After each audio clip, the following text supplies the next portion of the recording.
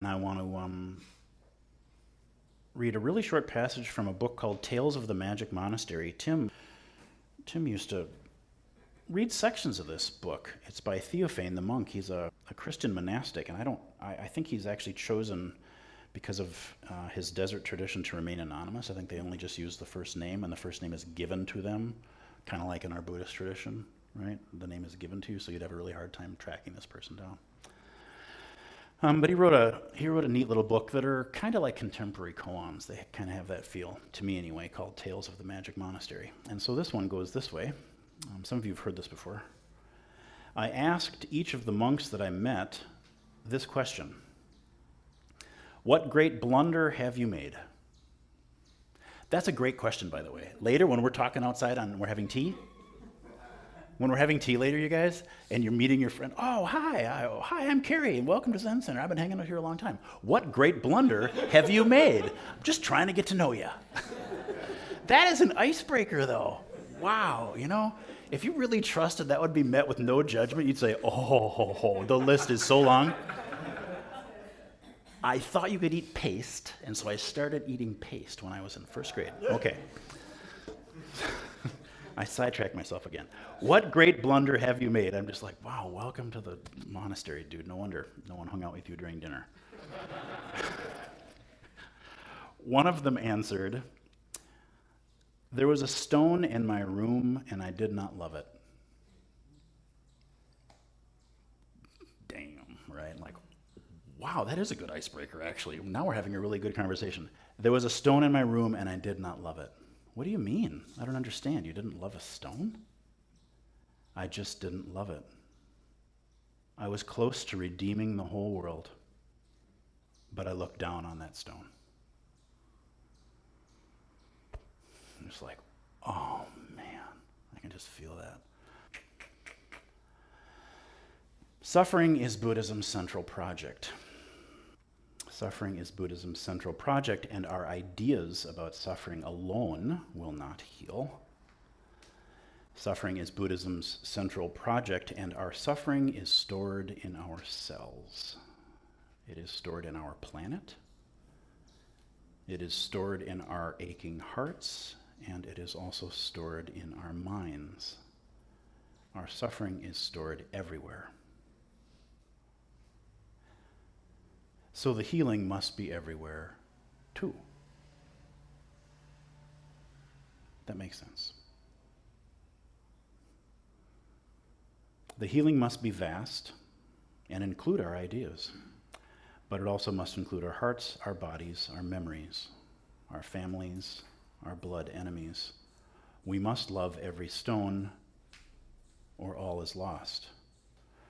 We must love every stone because every stone is everything. So that's how big the love is. It's way more than an idea of love or an idea of enlightenment. No, it's physical. The atoms of all lands everywhere are each and every one a Buddha. The Avatamsaka Sutra, the Flower Garland Sutra. That's how complete the healing is. It's cellular. It's on the atomic level. This is not ideas of, can you feel it?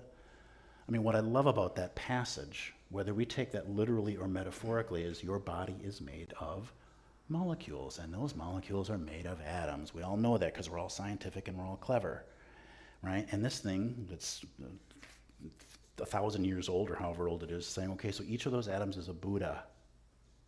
This is not your idea of enlightenment. This is not your idea. That was there before you, the you that decided this is your name, and this is your favorite color, and this is the kind of tea you like, and this is the sports team that you have allegiance to. Way before all the conditioning happened, way before all the karma happened, way, way, way before all of that, just the atoms, just the essence of you, just consciousness itself that knew somehow how to organize and create and complexify and grow and learn and expand. Do you feel it? Life itself. That's where the healing has to. It cannot be an idea anymore. It can include this. But when our suffering is physical, then Avalokiteshvara's elixir has to go down into the body. And when our ignorance and our hate and our greed is physical, then Manjushri's sword has to go down into the body. Isn't that beautiful to think that the healing can go that far down? And isn't it beautiful to think that's who you really are? That's who you really are. It's the thing that comes later. Oh, I learned it. Oh, right. That's nice. If I learned it, then I can just unlearn it. That's not so hard. That isn't so hard, especially as you get older and you start forgetting stuff anyway. Right? You just learned a bunch of wrong stuff. Oh, well, just forget it. Poof. So, I'm going to end with this. Bodies wake up and become whole. Hearts wake up and become whole. Minds wake up and become whole. This is a huge project that goes way past our human ideas about it. Only the cosmic Buddha can do this. That is why it is said, each atom a Buddha. That is our practice. To know each atom, to include them all, to see them all, to understand them all, to heal them all, to love them all. This is not an idea. Enlightenment is not an idea. The sickness and the medicine are both cellular. This is what work should be done.